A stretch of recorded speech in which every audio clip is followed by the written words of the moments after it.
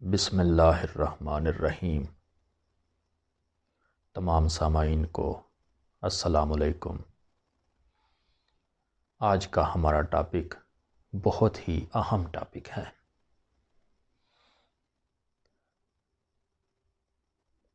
قانون مجالس ہند 1861۔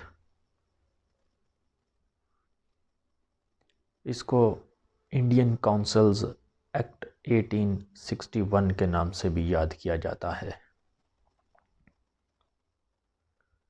اس ایکٹ میں بہت سی تبدیلیاں کی گئیں، کافی چینجز کیے گئے۔ دیکھیں، کوئی بھی قانون بنتا ہے تو اس کے لیے ایک ادارہ ہوتا ہے، ایک انسٹیٹیوشن، ایک ادارہ بناتا ہے قانون۔ اس ادارے کو ہم پہلے سمجھتے ہیں، اس کے عہدیداروں کو دیکھتے ہیں۔ 1857 کی جنگ آزادی کے بعد جو ایسٹ انڈیا کمپنی تھی، اس سے تمام اختیارات برطانوی حکومت نے اپنے ہاتھ میں لے لیے۔ تاج برطانیہ نے تمام کنٹرولز ہندوستان کا اپنے ہاتھ میں لیا اور ایک عہدہ تشکیل دیا جس کا نام تھا secretary of state for India, Urdu میں جس کو کہیں وزیر امور ہند۔ ایک ایسا وزیر برطانوی حکومت کا جو تمام ہندوستان کے معاملات کو چلاتا تھا، ذمہ دار تھا۔ اس کے انڈر ایک کونسل تھی، انڈیا کونسل، جس کا ذکر ہم پہلے پچھلی ویڈیوز لیکچرز میں کر چکے ہیں۔ انڈیا کونسل، اس کے ارکان کی تعداد 15 تھی۔ یہ معاون تھی secretary of state for India کی۔ یہ تھے انڈیا آفس انگلینڈ میں، وزیر امور ہند تھا انگلینڈ میں۔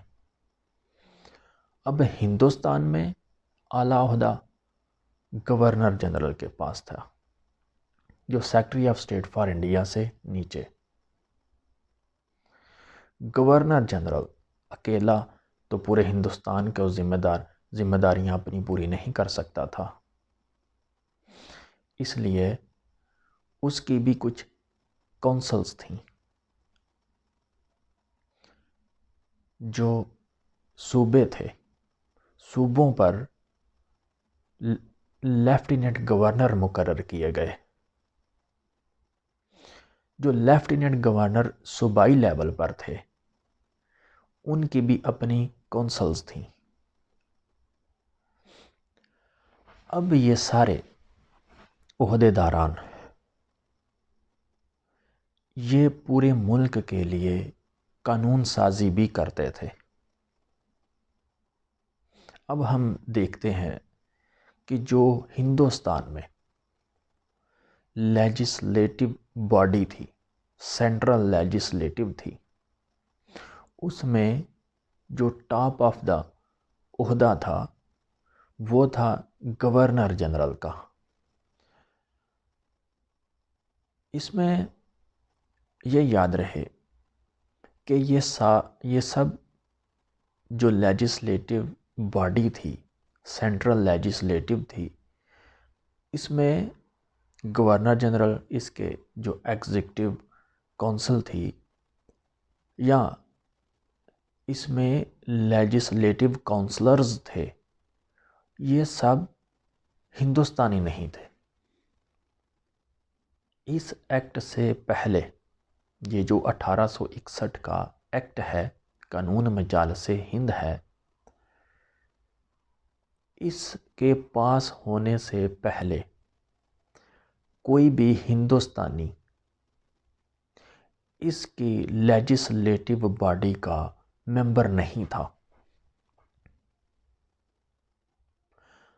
اب 1861 کے قانون کے پاس ہونے کے بعد یہ ضرورت ان کو محسوس ہوئی۔ یہاں پر میں تھوڑی بات کو روکتا ہوں، یہاں پر رکنا پڑے گا تھوڑی دیر کے لیے۔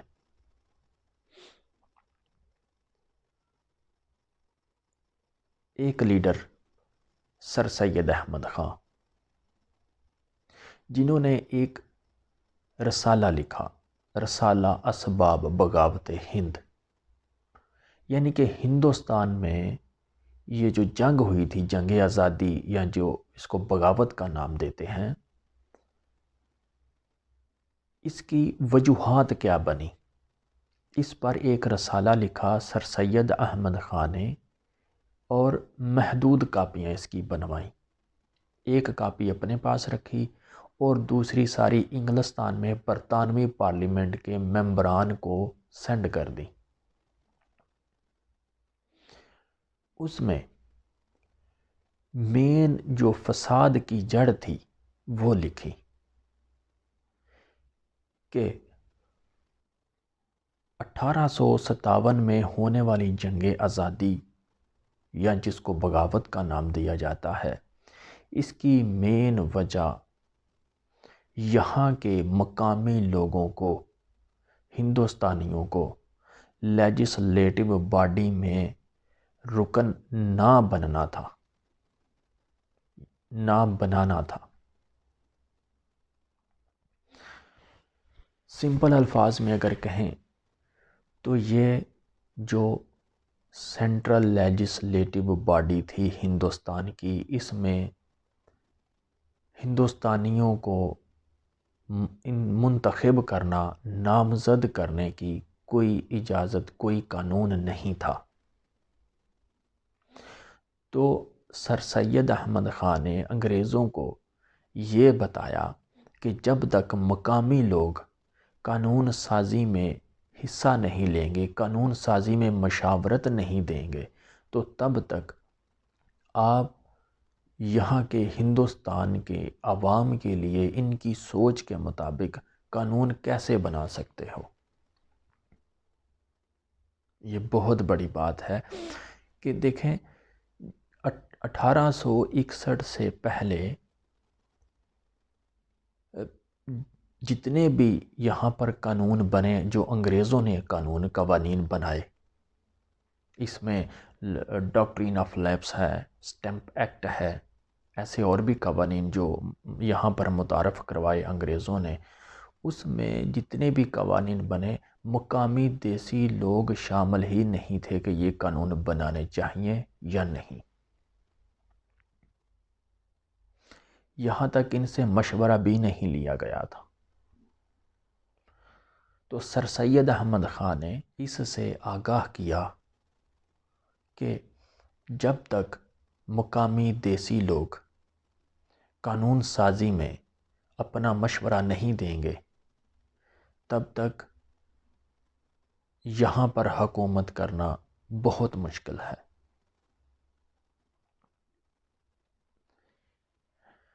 اب گورنر جنرل، ہم اپنی بات کو اب آگے لے کر بڑھتے ہیں 1861 کے قانون مجالس ہند کو۔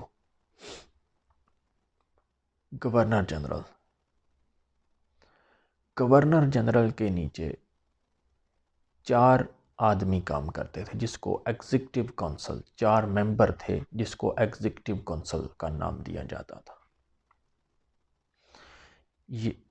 اس میں ایک اور اہم بات کہ یہ جو 4 ایگزیکٹو کونسل تھی، ان میں ایک بڑھا کر تو 5 ممبر کر دیا گیا۔ یہ 5 ممبر پر مشتمل ایک ایگزیکٹو کونسل تھی جو گورنر جنرل کے انڈر تھی۔ اس میں home department, law department, military department, revenue department اور فینانس ڈپارٹمنٹ۔ اور ایک اور اہم بات، لارڈ کیننگ وہ واحد وائسرائے، پہلا وائسرائے وہ تھا جس نے یہاں پر ان ڈپارٹمنٹس کو اختیارات دیے۔ اس سارے لیجسلیٹو باڈی میں جو سینٹرل لیجسلیچر تھی، ہندوستان کے لیے قوانین بنا رہی تھی، اس میں گورنر جنرل، اس کی ایگزیکٹو کونسلز اور لیجسلیٹو کونسلرز تھے. جو لیجسلیٹو کونسلر تھے ان کو چینج کر دیا گیا ایڈیشنل ممبر کے نام سے. جو ایڈیشنل ممبر تھے ان میں اضافی ممبروں کو شامل کرنا تھا. یہی تجویز تھی جو سر سید احمد خان نے ان کو دی تھی کہ جب تک مقامی لوگوں کو قانون سازی میں شامل نہیں کیا جائے گا تب تک یہاں پر حکومت کرنا بہت مشکل ہے. تو جو ایڈیشنل ممبر تھے ان کی تعداد 6 سے بڑھا کر 12 کر دی گئی جو گورنر جنرل کے انڈر تھے. اس میں ایک اور بات کہی گئی تھی کہ 6 سے 12 ممبر ان میں کم از کم نصف جو آدھے ممبر ہوں گے وہ غیر سرکاری ہوں گے. کہ دیکھیں جو بیوروکریٹس وغیرہ تھے، جو پڑھے لکھے، جو سرکاری افسران تھے وہی کونسل کے ممبر بن جاتے تھے. مگر اس میں یہ کہا گیا تھا کہ جو غیر سرکاری ہیں ان کو بھی لیجسلیٹو باڈی میں شامل کیا جائے. اور ان کی جو مدت تھی نامزدگی کی وہ 2 سال مقرر کی گئی. 2 سال بعد گورنر جنرل دوبارہ نئے ممبر نامزد کرتا. اب آ جاتے ہیں صوبائی لیول پر. گورنر جنرل کا عہدہ سینٹرل لیول پر، اور اب دیکھتے ہیں صوبائی لیول پروونشل لیجسلیٹو باڈی پر. صوبائی سطح پر لیفٹیننٹ گورنر تھے. لیفٹیننٹ گورنر اپنی کونسلز میں، اپنی قانون ساز کونسل میں 2 سے 4 ممبر کا اضافہ کر سکتے تھے اس قانون کے مطابق. اور ان میں بھی جو نصف تھے وہ غیر سرکاری ہونے لازمی تھے. اور یہ جو یہاں کے مقامی دیسی لوگوں کو لیجسلیٹو باڈی میں شامل کر رہے تھے یہ صرف مشورہ دے سکتے تھے، کوئی سوال وغیرہ نہیں پوچھ سکتے تھے. اور یہ صرف اسی وقت ہی کونسل میں بیٹھ سکتے تھے جب قانون سازی کے متعلق کام ہو رہا ہوتا. ادروائز یہ دوسرے معاملات میں مداخلت نہیں کر سکتے تھے اور نہ ہی کسی کے متعلق سوالات پوچھ سکتے تھے. یہ صرف مشورہ دے سکتے تھے. اس میں ایک اور بات کہ صوبائی اور مرکزی جو اختیارات ہیں ان کو بھی علیحدہ علیحدہ نہیں کیا گیا تھا. یہ واضح نہیں کیا گیا تھا کہ صوبائی پاور، پروونشل پاور کون سی ہیں اور سینٹرل پاورز کون سی ہیں. اس سینٹرل لیجسلیٹو باڈی کا بنایا ہوا قانون گورنر جنرل مسترد کر سکتا تھا، اس کو رد کر سکتا تھا. اس کو یہ بھی اختیار حاصل تھا کہ ایک آرڈیننس کے تحت ہنگامی حالات کو دیکھتے ہوئے آرڈیننس جاری کر دے. اس کا یہ جاری کردہ آرڈیننس 6 ماہ تک قانون کی حیثیت رکھتا.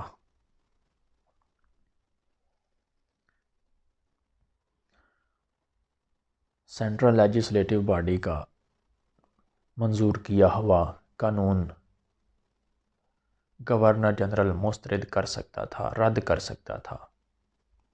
اور اسی طرح صوبائی لیول پر جو کونسلز تھیں ان کا بنایا ہوا قانون لیفٹیننٹ گورنر کی توثیق سے وہ قانون بنتا، اور اس کے بعد صوبائی لیول کا جو آئین تھا، جو قانون تھا، وہ گورنر جنرل کی توثیق سے ہی قانون بنتا۔ یہ ان کو ہیڈز کو اختیارات حاصل تھے کہ ان کو مسترد بھی کر سکتے تھے۔ ایک اور پوائنٹ، سینٹرل لیجسلیٹو باڈی کا جو ہندوستان میں ہندوستانیوں کے لیے قانون بناتی تھی، یہ جو سینٹرل لیجسلیچر تھی، اس کا بنایا ہوا قانون جب انگلستان میں وزیر امور ہند کے پاس جاتا تو وزیر امور ہند secretary of state for India کو یہ اختیار حاصل تھا کہ وہ گورنر جنرل اور اس کی سینٹرل لیجسلیچر باڈی کا بنایا ہوا قانون مسترد کر دے۔ اس طرح برطانوی پارلیمنٹ کی اور برطانوی سامراج کی برتری مانی گئی۔ برطانوی پارلیمنٹ کو یہ حق حاصل تھا کہ وہ کسی بھی قانون کو قبول کرے یا منسوخ کرے۔ اس میں جب اوورال ہم دیکھتے ہیں تو ہمیں ہندوستان کے لیول پر، انڈیا کے لیول پر گورنر جنرل اعلیٰ عہدہ نظر آتا ہے، جو اپنی من مانی سے صوبائی لیول پر یا سینٹرل لیول پر جتنی قانون سازی تھی وہ کر سکتا تھا، اور وزیر امور ہند کو بھی اس کے وہی قانون منسوخ کرنے کی اجازت تھی جو ملٹری میں ہوتے، ریونیو میں ہوتے، فارن افیئر میں ہوتے یا ریلیجیس میں ہوتے۔ اور ایک اہم بات، یہاں پر جو صوبائی لیول پر قانون سازی تھی، اس میں بھی غیر سرکاری بندوں کو شامل کیا گیا، مقامی دیسی لوگوں کو شامل کیا گیا، تو اس میں صوبوں کو جو قانون سازی کے اختیارات دیے گئے، یہ وہ پہلا قدم تھا ہندوستان میں صوبائی خود مختاری قانون سازی کے حوالے سے۔ اس میں سارا اوورال مقامی اور دیسی لوگوں کو لیجسلیٹو باڈی میں شامل کرنا تھا۔ اس قانون کے تحت انگریزوں کو یہ سمجھ آ گئی کہ جب تک مقامی لوگوں کو لیجسلیٹو باڈی میں قانون سازی میں شامل نہ کیا گیا تو حکومت کرنا مشکل ہے۔